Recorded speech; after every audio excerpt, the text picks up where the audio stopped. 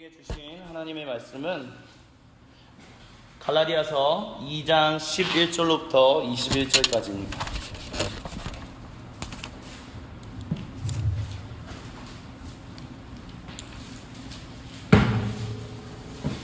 갈라디아서 2장 11절로부터 21절.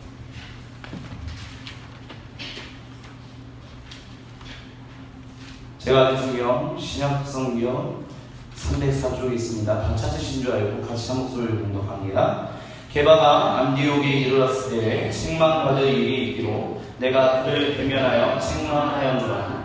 야고보에게서 온 어떤 이들이 이르기 전에 게바가 이방인과 함께 먹다가 그들이 오매 그가 할례자들을 두려워하여 떠나 물러가매 남은 유대인들도 그와 같이 외식함으로 바나바도 그들의 외식에 유혹되었느니라. 나는 그들이 복음의 진리를 따라 바르게 행하지 아니함을 보고 모든 자 앞에서 게바에게 이르되 내가 유대인으로서 이방인을 따르고 유대인답게 살지 아니하면서 어찌하여 억지로 이방인을 유대인답게 살게 하려느냐 하였노라. 우리는 본래 유대인이요 이방 죄인이 아니로되 사람이 의롭게 되는 것은 율법의 행위로 말미암음이 아니요 오직 예수 그리스도를 믿음으로 말미암는 줄 알므로 우리도 그리스도 예수를 믿나니 이는 우리가 율법의 행위로서가 아니고 그리스도를 믿음으로써 의롭다함을 얻으려 함이라. 율법의 행위로서는 의롭다함을 얻을 육체가 없느니라. 만일 우리가 그리스도 안에서 의롭게 되려 하다가 죄인으로 드러나면 그리스도께서 죄를 짓게 하는 자냐? 결코 그럴 수 없느니라. 만일 내가 허락한 것을 다시 세우면 내가 나를 범법한 자로 만드는 것이라. 내가 율법으로 말미암아 율법에 대하여 죽었으나니 이는 하나님에 대하여 살려 함이라. 내가 그리스도와 함께 십자가에 못 박혔나니 그런즉 이제는 내가 사는 것이 아니요 오직 내 안에 그리스도께서 사시는 것이라. 이제 내가 육체 가운데 사는 것은 나를 사랑하사 나를 위하여 자기 자신을 버리신 하나님의 아들을 믿는 믿음 안에서 사는 것이라. 내가 하나님의 은혜를 패하지 아니하노니 만일 외롭게 되는 것이 율법으로 말미암으면 그리스도께서 헛되이 죽으셨느니라. 아멘. 우리가 지금 계속해서 갈라디아서를 통해서 자유투쟁 그리고 자유하나됨 투쟁이라는 제목으로 우리가 말씀을 나누고 있습니다. 지난 설교들을 잠깐 한번 복습을 해보고 넘어가도록 할게요. 자유투쟁 하나됨, 그러니까 자유 하나됨 그리고 투쟁, 이것은 결국에는 우리가 그 7월 23일부터 시작된 성령의 9가지 열매에 대한 부분, 갈라디아서 5장이 나오는 그 부분에 그것을 우리의 실제적인 삶에 어떻게 적용할 수 있을 것인가에 대한 이론에 대한 부분을 지금 공부하고 있다라는 말씀을 드리고 있어요. 그래서 처음에 우리가 얘기했던 게 뭐냐, 갈라디아의 그리스도인들은 누구냐? 이방인 배경의 그리스도인들이라는 얘기를 했어요. 그리고 이 이방인이라는 말은 유대인들이 자기들이 아닌 다른 사람들을 부를 때 하는 용어가 바로 이방인이다라는 얘기를 했었어요. 그러니까 유대인, 이방인, 이것에 대한 거는 뭐냐면, 유대인은 내가 하나님 앞에서 거룩한 사람, 이방인들은 하나님 앞에서 거룩하지 않은 사람, 하나님 자녀도 아니고 그 아무것도 아닌 사람들.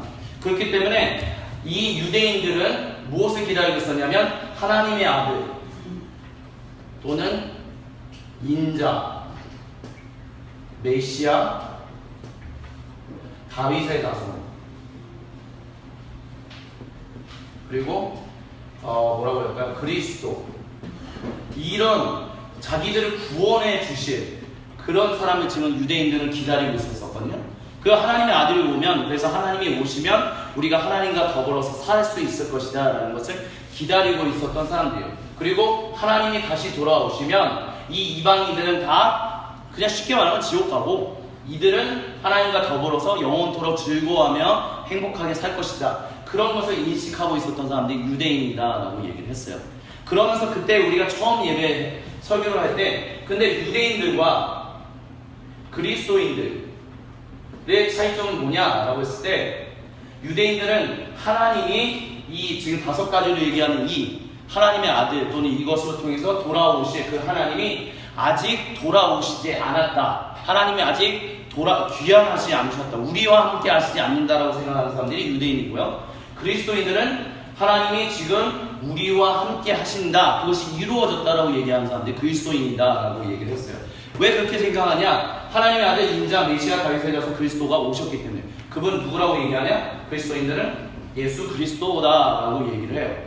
그렇기 때문에 이것을 우리의 삶 가운데 적용한다면 하나님의 약속은 성경에 나오는 구약 성경이나 신약 성경 66권에 하나님이 약속하신 것은 이 예수님 안에서 다 이루어졌다라고 그리스도인들은 얘기를 해요. 그렇기 때문에 만약에 성경을 가지고 누군가가 예수 그리스도 말고도 아직 이루어지지 않은 것이 뭐가 있다라고 하면서 누가 더 필요하다, 뭐가 더 필요하다. 예를 들면 뭐 신천지라든지 아니면 뭐가 더 예를 들면 대표적인 게 신천지잖아요. 뭐 새로운 것들이 필요하다라는 식으로 얘기하는 사람들은 전부 다 이단이다라고 얘기할 수 있다라고 말씀을 다시 한번 드릴 수 있을 것 같아요. 그렇기 때문에 여러분 가운데 예수님 말고 뭔가 다른 게 필요해. 예수님과 성령님 말고는 그거 말고 하나님을 알기 위해서, 아버지 하나님을 알기 위해서 뭐 다른 게 더 필요해 라고 얘기하는 사람들은 다 가짜다 라고 인식해야 한다는 것, 그것을 좀 잊지 않으셨으면 좋겠어요. 그래서 이것이 우리가 처음에 나눴던, 처음 두 번째 시간에 나눴던 거고요. 세 번째 시간 때 나눴던 거, 자 그건 뭐였냐면, 자 유대인들은 자기들이 아닌 모든 사람들을 이방인이라고 불렀어요. 그리고 이 이방인들을 인간 취급하지 않았다라는 얘기를 드렸었어요. 그래서 이들을 쉽게 말하면 뭐라고 불렀었냐면 개라고 불렀었어요. 사람 취급하지 않았다라는 거예요. 근데 중요한 거는 이 이방인들이 유대인들이 모여서 예배 드리는 회당이라는 곳에 계속 나아갔다라는 얘기를 했었어요. 그러니까 예배 드리러 가는 거예요. 유대인들의 하나님을, 이 이방인이라는 사람들이 유대인이 되지는 않는데 하나님을 예배하러, 유대인들이 믿는 하나님을 예배하러 회당에 가는 거예요. 근데 회당에 가면 무슨 일이 있냐? 왜 왔냐라고 멸시하고 조롱하는 사람들이 많았다는 거예요. 유대인들이. 그러면 이제 이방인으로서는 열받잖아요. 나를 인간 취급도 하지 않고 뭐 지가 무슨 우리를 지배하는 로마 제국 사람들도 아니고. 근데 왜 무시하지? 그런데도 불구하고 그렇게 무시를 당하는데도 그 예배 드리는 것, 그 유대인의 하나님께 예배 드리는 것을 멈추지 않았었어요. 그 이유가 뭐냐? 그 유대인의 하나님, 그 유대인들이 믿는 하나님이 오직 유일하신 하나님이고 그분만이 생명을 주실 수 있는 분이다라고 믿었기 때문에. 그러면서 대표적으로 비교했던 사람이 누구였냐면 하나님과, 즉 유대인이 믿는 하나님과 로마 제국의 황제라고 얘기를 했었어요. 그래서 황제도 로마의 평화를 얘기하면서 자기들이 지배하는 모든 지역에 있는 사람들에게 내가 너희한테 평화를 줘. 근데 너희들 나한테 까부면 너희 다 죽어? 그러니까 까부지 마. 까부지만 않으면 내가 열심히 구해줄게. 무엇으로 평화를 전했냐면 로마 제국 황제는 폭력으로서 그리고 억압으로서 평화를 얘기했던 사람들이었어요. 그러니까 이 이방인들 대체적으로 피지배계층, 로마 제국의 지배를 받는 사람들이었기 때문에 이런 로마 제국의 황제가 이제 너 죽어 뭐 이런 식으로 하는 폭력과 억압으로 오는 그것은 평화로서 우리를 행복해 주는 것이다 라고 인식하지 않았다라는 거예요. 그러면 도대체 이 억눌리고 이 억울한 상황을 구원해 줄 수 있는 사람이 누군가? 라고 했었을 때 그분이 유대인의 하나님이겠구나 라는 거, 그것을 발견했다는 거예요. 그것을 그때 말씀드리면서 무엇과 연관했냐면 이집트 탈출, 다른 말로 한다면 출애굽. 그 이스라엘 백성들이 그저 고통당하고 있을 때, 이집트의 황제 파라오한테 고통당하고 있을 때 어디서 구원을 얻을 수 있습니까? 어디서 해방을 얻을 수 있습니까? 부르짖을 때 그 부르짖었던, 그리고 이들의 조상이었던, 이스라엘의 조상이었던 아브라함하고 맺었던 언약을 기억하셔서 그 언약대로 이루신 하나님, 그 하나님에 대한 믿음을 가지게 되었다는 거예요. 그렇기 때문에 이들도 그 하나님, 유대인들이 하나님이 다시 한번 그들을 구원하러 오실 것인데 그 구원에 우리도 참여했으면 좋겠다. 그 하나님 우리도 구원해 주소서라는 그 하나님에 대한 그 약속을 성실하게 이루시는, 그리고 폭력과 억압으로서 평화를 주시는 분이 아니라 선하신 사랑으로 주시는 그 하나님에 대한 인식, 그 믿음이 있었기 때문에 유대인들이 아무리 자기들을 멸시하고 깔보고 그래도 하나님을 믿는 것, 하나님을 예배하는 것을 계속했었다라는 얘기를 나눴었어요. 그런 하나님이 우리가 믿는 하나님이었다라는 거예요. 그리고 세 번째 나눴던 게 뭐냐? 그런데 그러면 아까 전에 얘기했던 것처럼 유대인하고 그리스도인들, 유대인들은 하나님의 약속, 언약이 이루어지지 않았다라고 생각하고 이들은 이루어졌다라고 생각해요. 이렇게 나눠지게 된 결정적인 계기가 뭐냐? 예수 그리스도의 부활. 즉 예수님이라는 분이 실제로 진짜로 부활했기 때문에 그것을 정말로 진짜로 있었던 사건이라고 믿었고, 이 부활이라는 것이 무엇이냐면 이 모든 폭력과 억압으로부터 평화를 주는 이 모든 것을 깨트린 유일무이한 것이다라고 믿었기 때문이다 라고 말씀을 드렸어요. 왜? 이 폭력과 억압으로서 평화를 주는 것은, 억압을 하잖아요. 이것은 보통 공포를 심어주는 거예요. 그래서 뭐에 대한 공포를 심어줘요? 죽음에 대한 공포를 심어줘요. 너 그렇게 말 안 들으면 내가 너 죽을 거야. 너 사랑하는 사람도 죽을 거야. 죽으면 끝이야. 뭐 어떻게 할 거야? 죽으면 끝인데. 그러니까 내 말 들어. 이렇게 했다라는 그런 죽음에 대한 공포를 주는 이런 악한 세력들에 대해서 예수님께서 부활하심으로 인해서 죽으면 그걸로 끝나는 거, 아무것도 아닌 것이 아니라 다시 부활하면 모든 사람들이 하나님 앞에서 다 부활하게 될 건데, 예수님처럼 부활하게 될 텐데, 그 예수님처럼 부활하게 되면 왕이신 하나님께서 좌정하셔서 선함과 악함을 구별할 것이다. 그래서 모든 것을 완벽하게 바로잡을 것이다 라는 그 선포가 실제적으로 이루어졌다라고 이들은 믿음으로 선포했기 때문에 그리스도인이 되었다라는 얘기를 했어요. 그래서 진실로 자기들에게 자유가 찾아왔다. 그렇게 자유, 폭력과 억압으로부터 우리를 힘들게 하고 아프게 하는 그 모든 것으로부터 우리가 자유를 얻었다라고 선포하게 됐던 가장 큰 이유가 뭐냐? 죄의 세력을 깨뜨리셨기 때문에. 그리고 우리의 잘못들, 우리의 죄도, 우리의 내면의 연약함도 하나님께서 용서하시고 그 예수님의 피로 용서하시고 구원하셨기 때문에 나는 그것을 이 부활이라는 것을 통해서 믿었기 때문이라고 말씀을 드렸었어요.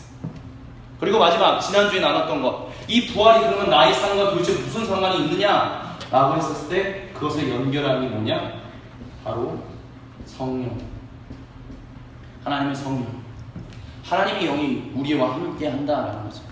하나님의 영이 뭐 함께 한다는 것은 단순히 방언을 하고 무슨 기적을 행하고 뭐 눈먼자를 고치고 그런 것들도 하는 거지만, 가장 기본적인 것은 무엇이냐면, 하나님이 예수님을 통하여 당신의 선하신 약속을 이루셨군요. 더 이상 나는 죽음에 대해서 두려워하지 않고 내 죄의 증거에 대해서 내가 어떻게 해야 할까 감당하지 못할 그것을 내가 더 이상 안절부절 하지 않아도 되는 거예요. 왜냐? 예수님이 나를 위하여 그리고 우리 모두를 위하여 십자가에서 죽으시고 부활하심을 인하여 이기시고 승리하셨기 때문에, 그리고 그 이기시고 승리한 것을 믿음으로 고백하는 사람마다 무엇을 주셨다? 성령님. 즉, 당신이 나의 아버지이십니다. 세상을 창조하시고 세상을 구원하시고 세상을 회복하시는 하나님, 그 하나님이 이제 내 아버지가 되십니다. 나를 이끄시는 분입니다. 나에게 사랑을 주시고 나를 회복시키시고 나를 구원하시는 분이십니다. 그 적용을 주는 것이 바로 성령이다 라고 얘기를 했어요. 즉 우리는 성령 하나님이 충만한 가운데서 우리가 스스로를 하나님의 자녀다라고 얘기할 수 있다라는 거예요. 하나님이 세상을 위하여 죽으신 그것이 바로 나를 위한 것이었습니다. 옆에 있는 사람을 위한 것이었습니다. 우리 공동체를 위한 것이었습니다. 내 가족을 위한 것이었습니다. 모든 그리스도인, 믿음으로 고백하는 모든 사람들을 위한 것입니다. 그렇게 믿음을 고백하는 이들에게 자유를 주셨습니다. 그 자유가 나의 선물입니다. 우리의 선물입니다 라고 얘기하는 것이 바로 성령이 우리에게 임했기 때문에 그렇게 얘기할 수 있다라고 말씀을 드렸었어요. 이것이 지난 우리가 2, 3, 4, 5번을 통해서 나눠왔던 설교의 핵심 내용들이었습니다. 자, 이렇게 설교에 대한 핵심 내용들을 통해서 우리가 다시 한번 한 가지 기억하면서 오늘 설교로 나아갈 것이 무엇이냐면, 이렇게 성령님이 우리와 함께 하신다라는 거예요. 여러분, 성령님이 여러분과 함께, 우리와 함께 하시는 믿으십니까? 안 믿으십니까? 성령님이 여러분과 함께 하시나요? 예수님을 구세주로 믿으시나요? 자, 예수님에 대한 그 구원, 그 갈망, 그 성령을 받는 것은 오직 그분에 대한 믿음을 가지고 있을 때만 그게 받는다, 믿음으로 인하여 선물을 받았다라고 얘기를 했어요. 그럼 뭐에 대한 믿음입니까? 하나님이 우리의 아버지가 되십니다. 우리를 구원하시는 분이십니다. 우리를 사랑하시는 분이십니다 라는 거예요. 근데 중요한 것은 여기서 하나님이 나를 사랑하신다, 이게 구원이잖아요. 근데 이 구원에 대한 것을 진짜 나의 것으로 받아들이려면 뭐가 전제해야 되냐고 했었을 때 4번 설교에서 이 얘기를 했었어요. 갈망이 있어야 한다라고 했어요. 이걸 근데 조금 더 분명하게 표현하지 못했었는데 저는 이 갈망은 어떤 식으로 표현하고 싶냐 영어로 한국말로 지금 없어요. 뭐냐면 desperate 해야 한다는 거야. 이 desperate라는 거는 정말 갈망하는 거야. 그냥 갈망하는 게 아니라 그래 뭐 받아도 그만 안 받아도 그만 뭐 예수님이 나를 위해서 죽으셔도 그만 안 죽으셔도 그만 성령님이 나에게 오셔도 그만 안 오셔도 그만 그게 아니라 정말 그게 필요해요. 나 그거 없으면 못해요. 어떻게 해요? 라고 하는 그 정말 절망으로부터 나오는 그 갈망이 있어야 한다는 거예요. 그것이 있어야만 이 구원이 진짜 내 삶에 온전하게 내 삶의 모든 것이 될 수 있다는 거예요. 자, 그러면서 얘기했던 게 뭐였었어요? 갈라디아 그리스도인들 그들은 어디서 소망을 얻을 수 있을까에 대해서 끊임없는 절망 속에서 갈망하고 있었어요. 어디서 생명을 얻을 수 있을까? 어디서 내 인생이 제대로 살 수 있는 것을 찾을 수 있을까? 그러다가 그들이 발견했던 게 유대인들이 믿는 하나님이었어요. 그 하나님이라면 그 하나님만 만날 수 있다면 내가 살 수 있겠구나. 내 억울하고 힘들었던 모든 것 건져질 수 있겠구나. 그러면서 갈망했던 사람들이었어요. 얼마나 갈망하면 누가 무시하든 말든 유대인들이 자기를 무시하든 말든 조롱하든 말든 걔 인간 취급하든 안 하든 간에 나는 나 생명 얻기 원해요. 나 정말 구원받기 위해 그 갈망이 있었다는 거예요. 근데 이 구원이 이런 것에 대한 갈망 내 인생이 목말라요. 나 어디서 내 인생의 해결책을 얻어요. 이런 데스퍼레이트하는 것이 없다면 구원은 우리 삶 가운데 적용될 수 없어요. 솔직히 말씀드리면 그래요. 여기 있는 우리 모두가 예수님을 믿는다라고 얘기하지만 우리가 예수님에 대한 믿음이 얼마만큼 있는가 했었을 때 그 척도가 되는 것은 바로 데스퍼레이트라는 거예요. 얼마나 갈망하느냐. 내가 정말 하나님 없으면 안 돼요. 하나님만으로 안 돼요. 그런데 만약에 어떤 우리 여기 가운데 있는 어느 누군가가 누구를 지칭하는 게 아니라 그냥 예를 들어서 나 하나님 없어도 괜찮아요. 하나님 없어도 친구 있어요. 하나님 없어도 가족 있어요. 하나님 없어도 나 도와줄 수 있는 사람 있어요. 남편 있어요. 직장분이 있어요. 누구 있어요. 그러면 데스퍼레이트해지지 못해요. 절대. 그것이 도와줘요. 근데 중요한 거는 하나님이 그들을 통해서 역사 도와주실 수 있거든요. 내 가족을 통해서 도와주실 수 있고 내 친구를 통해서 도와주실 수 있고 사랑하는 사람들을 통해서 때로는 원수같이 여기는 사람들을 통해서 도와주시는 경우도 있어요. 근데 그 도와주시는 이유는 뭐냐? 그것을 통해서 내가 너를 창조하였고 너의 머리털 하나까지도 셈바 되며 내가 너를 그렇게 사랑한다. 이거를 통해서라도 너가 깨달아주지 않겠니? 나는 그 하나님의 그 갈망으로부터 내 사랑을 좀 알아줬으면 좋겠어. 나는 그 갈망으로부터 그런 일들을 하신다는 거예요. 근데 우리가 그것을 하나님으로부터 오는 것이다라고 여기지 않고 내 친구로부터 도움이 와요? 내 가족으로부터 도움이 와요? 내 남편, 아내, 내 자식 누구로부터 도움 와요? 이렇게 생각하기 시작하면 우리는 절대로 데스퍼레이트 할 수 없어요. 그리고 이 데스퍼레이트 함부터 구원은 시작되는 거예요. 구원의 시작은 바로 거기에요. 구원이 내가 어디서 내가 도대체 나를 도와줄 수 있는 사람이 누군가라고 했었을 때 성경이 얘기하고 수많은 종교들이 얘기하는 것들을 여러분들이 만약 듣는다면 성경이 얘기하는 것이 얼마나 놀라운 것인지를 발견하게 돼요. 그리고 그 성령 가운데 들어간다는 거예요. 그 하나님께로 찾아간다는 거예요. 그래서 그 하나님 앞에 불을 짓는 거예요. 불을 지어서 주여! 어떤 때는 막 통성기도 하면 하면 막 옆에 있는 사람이 갑자기 막 눈물 콧물 막 펑펑 흘리면서 기도하는 경우 있잖아요. 여러분도 그런 경험 있으셨나요? 저도 그런 경험 있어요. 왜 그랬냐? 저는 이랬었거든요. 지금은 그래요. 하나님 없이는 안 됩니다. 당신 아니면 안 됩니다. 도와주옵소서.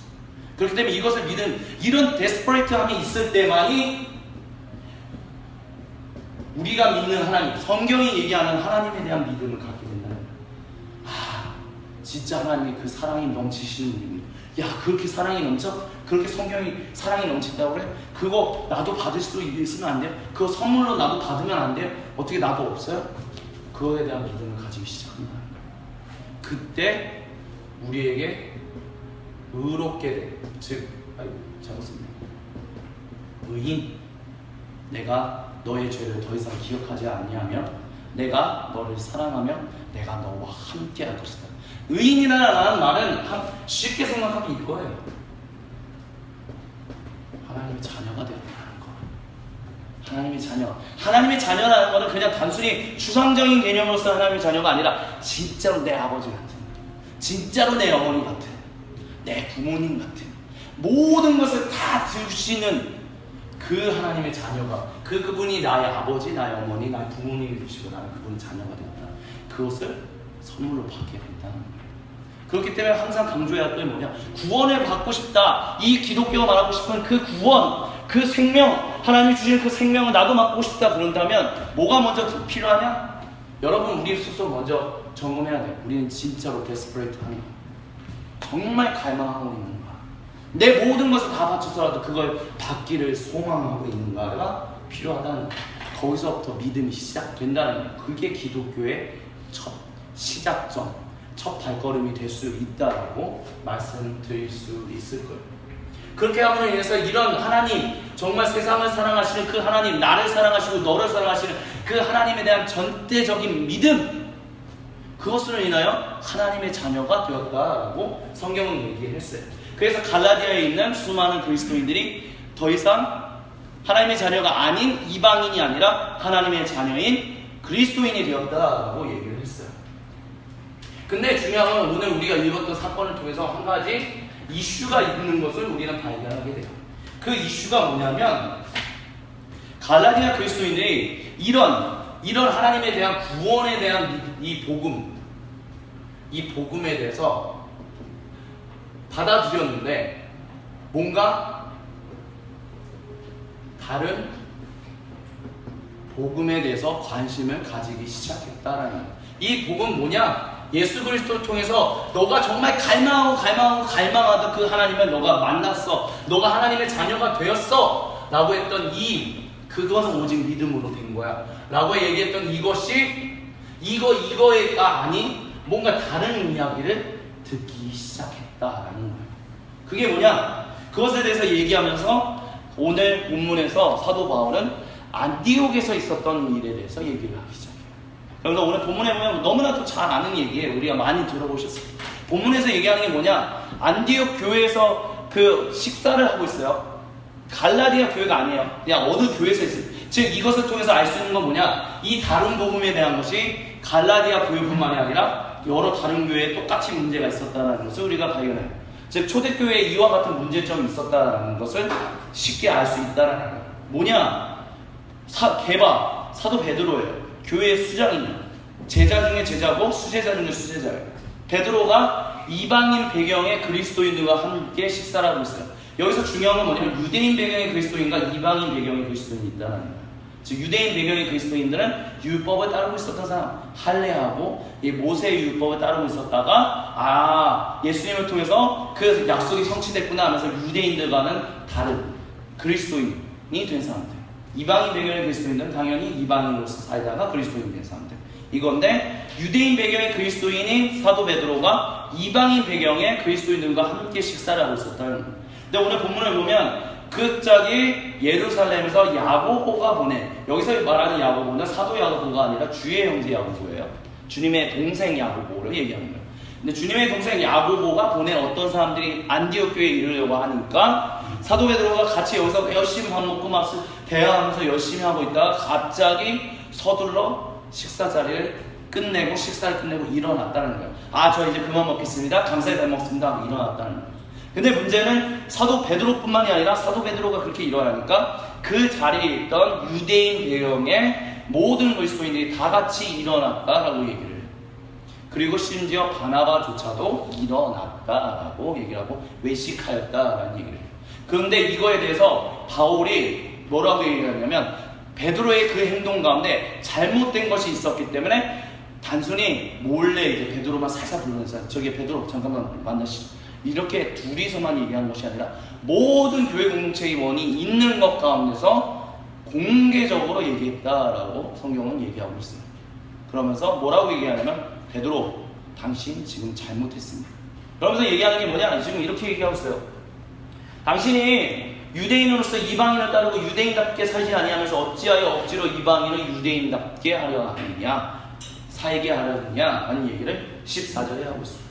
그러면서 우리는 본래 유대인이요 이방 죄인이 아니로되 사람이 의롭게 되는 것, 즉 사람이 하나님의 자녀가 되는 것은 율법의 행위로 말미암는 것이 아니라 오직 예수 그리스도를 믿음으로 말미암는 줄 알므로 우리가 그리스도 예수님을 믿는데, 그랬는데 왜 그렇게 행동했냐? 라는 얘기를 하고 있다라는 거예요.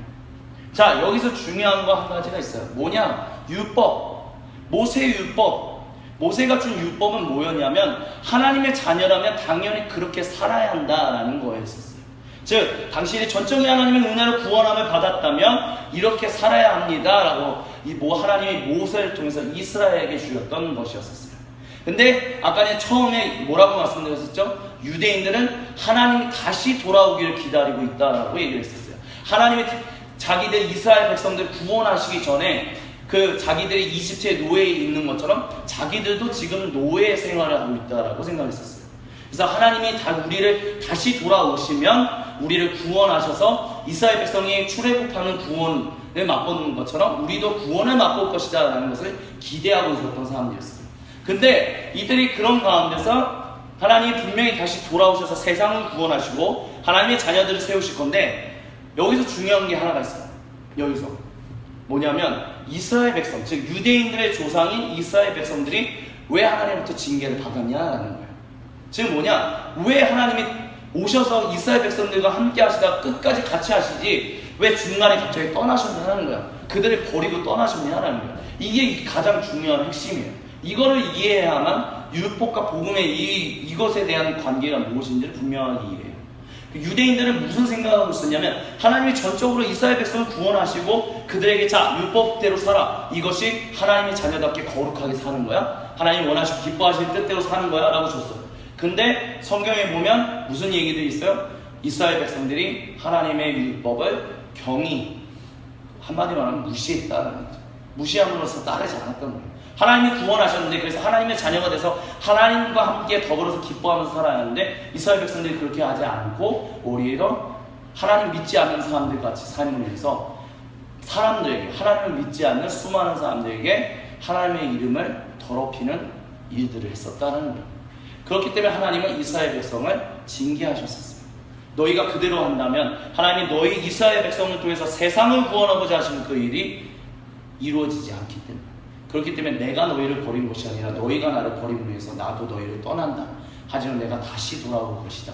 이런 얘기를 했다는 거죠. 지금 무슨 얘기냐? 1세기 유대인들 생각 가운데 무슨 생각이 있었냐면 하나님이 다시 돌아오실 거야. 분명히 돌아오셔서 우리를 구원하실 거야. 다시 생명을 누릴 거야. 다윗이 누렸던 그 영광, 다윗이 누렸던 그 아름다움 우리도 누리면서 살게 될 거야. 근데 문제는, 근데 만약 내가 하나님이 원하시고 기뻐하시는 뜻대로 살고 있지 않다면, 내가 하나님 보시기에 거룩하지 않다면, 하나님이 원하시고 기뻐하시는 삶은 하나님이 전적으로 건져내서 우리 나의 생명을 살리셨는데 내가 아나무인으로서 계속해서 산다면 하나님이 어떻게 하시지? 다시 돌아오셨을 때 나를 구원하실까? 나를 사랑한다고 하실까? 아니지 않을까? 왜? 이스라엘 백성들 하나님 말씀 따르지 않는 해서 징계받았는데 하물며 내가 하나님이 다시 돌아오셨을 때 내가 하나님 말씀 따르지 않고 있다면 내가 구원받을까? 못 받을 수도 있겠다. 그러면서 그들은 율법에 대한 것을 굉장히 강조했었어요. 즉 율법이 구원해 준다라는 인식이 아니라 율법의 행위를 통해서 내가 구원함을 받는다라는 것이 아니라 하나님은 무조건 구원하러 오세요. 세상을 구원하러 오시고 하나님의 자녀들을 부르실 건데 중요한 것은 그 하나님의 자녀를 부르실 때 내가 거기에 참여할 수 있느냐 없느냐. 이 유대인들은 그걸 알고 있었다는 거예요. 왜냐? 그는 율법을 가지고 있었고 율법을 지키지 않다가 망했던 자기들의 조상인 이스라엘 사람들을 알고 있었기 때문에, 그렇기 때문에 그 율법에 대해서 내가 하나님이 주신 율법을 소중히 여기고 살아야지, 그래야만 하나님이 나를 사랑하시는 이유는 그게 당연히 사랑하시는 거지. 그런 인식들이 있었다라는 거예요. 근데 그 율법에 대한 것, 근데 그 율법이 더 이상 나로 하여금 내가 하나님의 자녀입니다, 내가 하나님을 사랑하는 징표입니다. 그래서 더 이상 율법이 사용될 수 없다라는 것을 지금은 여기서 얘기하고 있어요. 왜? 예수 그리스도를 통해서 주어졌기 때문에. 근데 유대인들은 예수 그리스도를 통해서 주어지지 않았다. 그렇기 때문에 율법이 더 필요하다라고 해서 예수 그리스도를 받아들이지 않았기 때문에.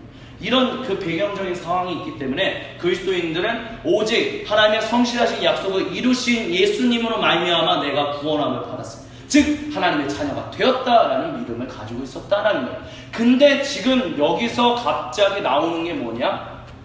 식사하는 게 없다라는 거예요.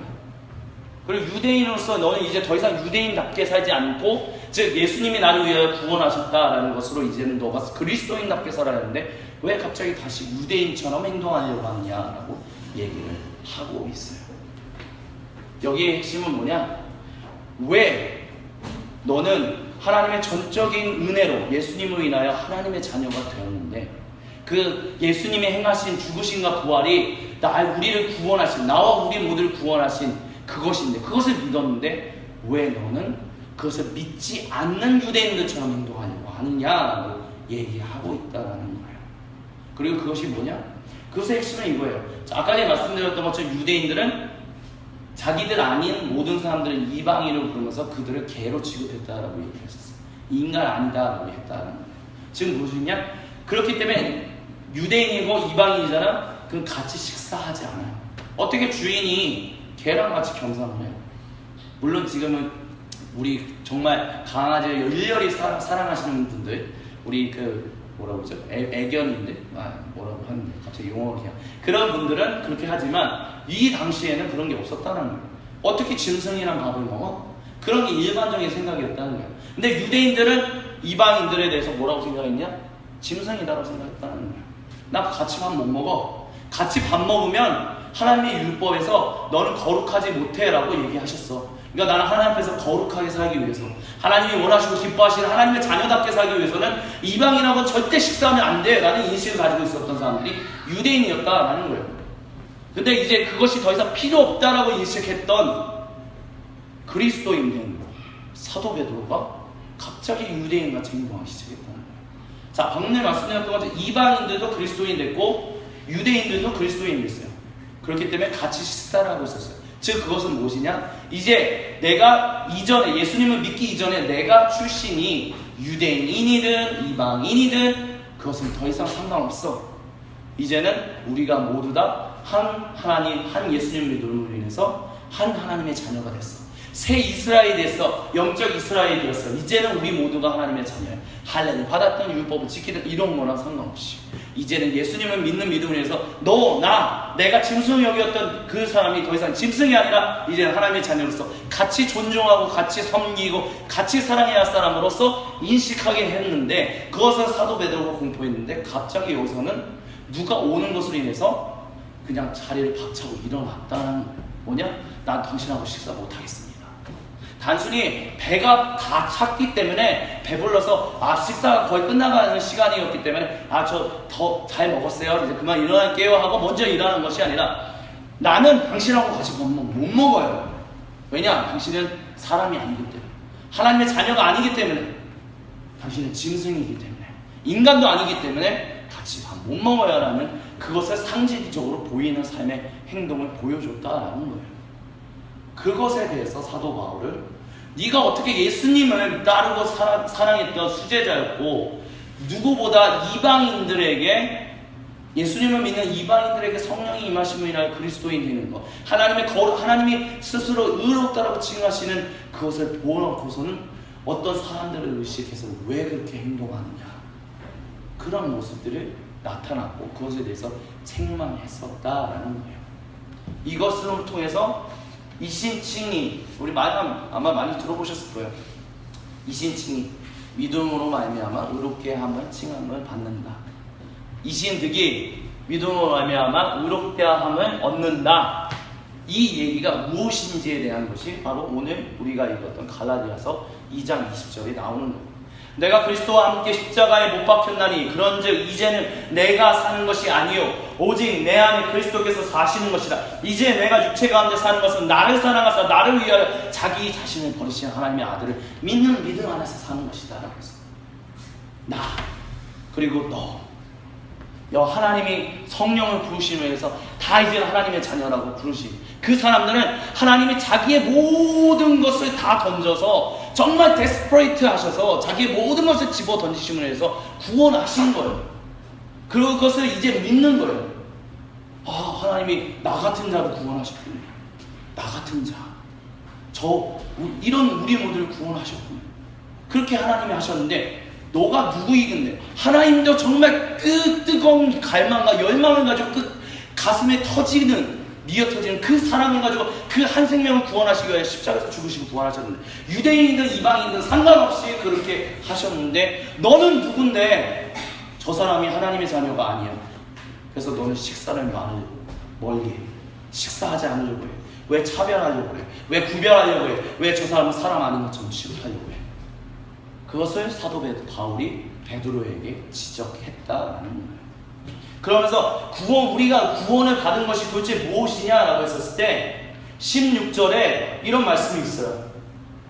사람이 의롭게 되는 것은 율법의 행위로 말미암음이 아니요 오직 예수 그리스도를 믿음으로 말미암는 줄 알므로 우리도 그리스도 예수를 믿나니. 근데 여기서 말하는 이 16절의 이 부분이 조금 번역상에 논쟁점이 있어요. 뭐냐? 이 예수 그리스도를 이 믿음이라는 것을 다른 표현으로 한다면 신실함이라는 용어로도 사용될 수 있거든요. 신실함이라는 건 뭐냐면 성실한 거예요. 정말. 그래서 아까 전에 왜 예수님을 믿으려고 했냐? 하나님이 세상을 구원하시겠다는 그 약속을 하시고 그것을 신실하게, 즉 성실하게 지키셨기 때문에 예수님을 통해서 우리가 예수님을 믿음으로 인하여 하나님의 자녀가 됩니다. 그런 믿음이 있었다는 것을 아까 전에 말씀드렸잖아요. 근데 여기는 지금 우리 한글 성경은 예수 그리스도를 믿음으로, 즉 우리가 예수 그리스도를 믿음으로 라는 식으로 지금 해석되게 해놨어요. 근데 이 원어의 이 부분을 어떻게 또 해석할 수 있냐면 뭐냐면 우리가 예수 그리스도를 믿음으로가 아니라 예수 그리스도께서 신실하심으로, 예수 그리스도께서 믿으심으로 라고도 해석할 수 있다는 거예요. 지금 우리가 믿는 것이 아니라 우리가 신실한 그것이 아니라 예수님이 믿으심으로, 예수님이 신실하심으로, 예수님을 주격으로 해석할 수 있다는 거예요. 그러면 이것을 예수님의 주격으로 해석하면 무엇이냐? 예수님은 하나님이 세상 모든 사람들을 구원하시고 차별하지 않으시고 모든 이들을 다 사랑하시겠다라는 그 약속을 예수님이 믿음으로 하나님이 약속하신 그 일에 성실하셨다는 거예요. 신실하셨다는 거예요. 그 신실함이 뭐예요? 하나님의 약속의 신실함이 뭐예요? 십자가. 죽음으로 신실하셨다는 거예요. 죽기까지 성실하셨다는 거예요. 왜 예수님이 죽으셔야만 했는가? 그게 하나님의 세상을 구원하는 방식이라고 믿었기 때문에. 하나님은 모든 누구도 다 멸망에 당하지 않고 구원받기를 원하시기 때문에. 그래서 구원하시겠다. 내가 나의 모든 것을 던져 너희를 구원하겠다. 그 하나님의 약속을 예수님이 믿으시고, 하나님이 약속하신 거 그렇습니다. 정말 그게 맞습니다. 당신이 약속하신 게 맞습니다. 그래서 자신을 던지셨다는 거예요. 아버지 하나님의 약속에 따라 자기의 모든 것을 죽기까지 던지셨다는 거예요. 그게 얘기하는 거예요. 그 던지신 그 하나님의 사랑, 그 예수님의 사랑은 내가 믿음으로, 우리가 믿음으로 인하여, 그래서 그 뒤에 나오잖아요. 우리가 그런 예수 그리스도 예수를 믿나니 이는 우리가 율법의 행위로서가 아니요 그리스도를 믿음으로써, 즉 자기를 던지셔서 하나님의 그 성실한 약속을 이루시겠다라는, 그것이 정말 세상을 구원하시는 방식이다라는 것을 믿어서 죽으셨던 그 예수님에 대한 믿음이 있었기 때문에 우리가 그분을 믿음으로 인하여 우리가 이제는 하나님의 자녀가 되었다라고 지금 얘기하고 있다라는 거예요. 근데 하나님이 예수님을 통해서 모든 이들 생명을 던지셨는데 너는 누구인데 누구를 판단하려고 하느냐라는 얘기를 사도 바울은 하는 거예요. 내가 모든 이들을 다 거룩하다라고 얘기했고 모든 이들을 의롭다라고 했는데, 그렇게 했는데 너는 누구인데 그 사람은 의롭지 않아, 저 사람은 잘못됐어, 네가 뭔데 누가 누구를 판단해, 누가 누구를 정죄해 라는 얘기를 지금 성경을 통해서 얘기하고 있다는 거예요. 즉 무엇이냐? 베드로가 하는 이 모든 것이 하나님이 자신의 모든 것을 다 던지셔서 우리는 모두 다 한 자녀, 한 동일한 평등된 사람으로 만드셨는데, 너는 누군데 내가 너보다 나아, 내가 너보다 믿음이 더 깊어, 내가 너보다 뭔가 잘났어, 너는 나보다 못해, 너는 나보다 믿음이 없어, 너는 나보다 못해. 너가 누군데? 하나님이 의롭다고 하는 사람은 네가 뭔데 의롭지 않다고 얘기하냐? 네가 뭔데? 사도 바울이 지금 베드로에게 그렇게 얘기했다라는 거예요. 그러면서 이제 다음 주에 또 그 다음 주에 계속해서 나가겠지만 이것을 통해서 사도 바울이 얘기하려고 하는 것, 특별히 투쟁, 사도 바울이 잘못된 복음이다라고 얘기하는 것에 대해서 그건 잘못되었다라고 끊임없이 싸우려고 했던 것의 핵심, 결론부터 말씀드리면 이거예요. 네가 뭔데 누구를 무시하느냐, 너가 뭔데 다른 사람이 정죄하느냐 판단하느냐. 하나님이 그를 의롭게 하셨는데, 그가 믿음으로 하나님의 옆에서 의롭다함을 받았는데 너가 누군데? 그 사람은 믿음이 있어, 믿음이 깊어, 믿음의 손이 있어. 너가 누군데? 하나님이 하셨는데 너가 하나님이야? 그건 잘못된 복음이다. 그리고 여기서 얘기할 수 있는 거, 우리의 삶 가운데 적용할 수 있는 거 한 가지가 뭐냐? 교회를 깨는 것. 교회를 깨는 거에 어디서부터 나타나는지 아세요? 내가 저 사람보다 낫다라고 생각할 때부터 교회는 깨지기 시작해요. 한 형제와 자매라는 것을 인식하지 않고 교회의 공동체를 깨기 시작하는 게 뭐로부터 나오는지 아세요? 내가 낫다라고 생각할 때, 내가 믿음이 좀 더 나아, 그러니까 내가 좀 더 너한테 뭐 이런 얘기 해야 돼. 아니면 저 사람이 왜 저렇게 믿음을 행동해? 왜 저렇게 행동해? 저건 믿음의 행동이 아니야. 내가 그렇게 생각하기 시작할 때, 그러면 위해서 내가 믿음이 낫다라, 그래서 나는 누구하고도 비교할 수 없는 믿음의 사람이다라고 생각하면서 다른 사람들을 구별하고 판단하고 팔을 찢기 시작할 때, 그때 교회 하나됨이 깨지기 시작해요. 우리 교회는 어떠십니까? 지금 한성교회 청년부 공동체는 어떠십니까? 우리 가운데 혹시 나는 믿음이 나는 교회 공동체를 위해서 이것을 다른 사람들이 생각하지 못하는 이것을 가지고 있어, 혹시 그런 생각 가지고 계시나요? 그게 혹시 하나님 앞에서 교만이 될 수도 있다는 생각을 혹시 안 해보시나요? 하나님은 성경에 보면 이런 말씀이 있어요. 만약에 공동체 가운데 누군가가 잘못하면 한 사람이 그것을 깨달으면 그것을 조용히 한 사람에게 다가가서 얘기하라고 그래요. 그래서 그 사람이 잘못한 것에 대해서 얘기하고, 만약에 그 사람이 듣지 않는다면 두세 사람이 그 다음엔 가서 얘기하고, 그래도 듣지 아니하면 공동체에서 그것을 얘기하라고 얘기해요. 무슨 얘기냐? 처음에 우리는 내가 기도할 때 어떤 사람에 대해서 저 사람은 좀 믿음의 어떤 부분에서 조금 연약한 것 같은데 이분은 좀 아닌가? 그런 생각이 들 때가 있어요. 그럼 우리는 조심스럽게 가죠. 얘기하게 돼요. 근데 그 사람이 듣지 않잖아요. 그 사람 또 나름의 생각이 있을 수 있으니까. 그럴 때 예수님이 말씀하는 건 뭐냐? 그것을 가지고 그냥 뭐가 잘못됐다라고 정죄하지 말고 이제는 두세 사람에게 얘기해라. 그것을 잘 판단할 수 있는. 지금 무슨 얘기냐? 너의 판단이 진짜 맞는지 안 맞는지, 너가 믿으면서 그 사람에 대한 그것이 맞는지 안 맞는지를 네 스스로 판단하고 하는 것이 아니라 그것을 몇 명의 사람들과 얘기함으로 해서 그 사람들이 정말 맞는지 안 맞는지, 그것이 동의가 되는지 안 되는지 그것을 일단 검증하라는 거예요. 그리고 그게 검증되면 그 두세 사람과 함께 가서 그 사람에게 얘기하는 거예요. 근데 그것도 안 된다면 그 다음에 교회 공동체로 가져오는 거예요. 교회 공동체가 뭐냐? 교회 공동체가 다 들어보고 그 두세 사람이 판단하는 것이 정말 하나님 앞에서 맞는 것인지 아닌지를 공동체가 판단하고 난 다음에 그 사람을 부르겠다라는 거예요. 한 사람에 대해서 그 사람의 믿음에 대한 것들을 얘기하기 위해서 그 어떤 방법을 얘기한 것이 아니라, 우리는 누구나 그렇게 쉽게 할 수 있잖아요.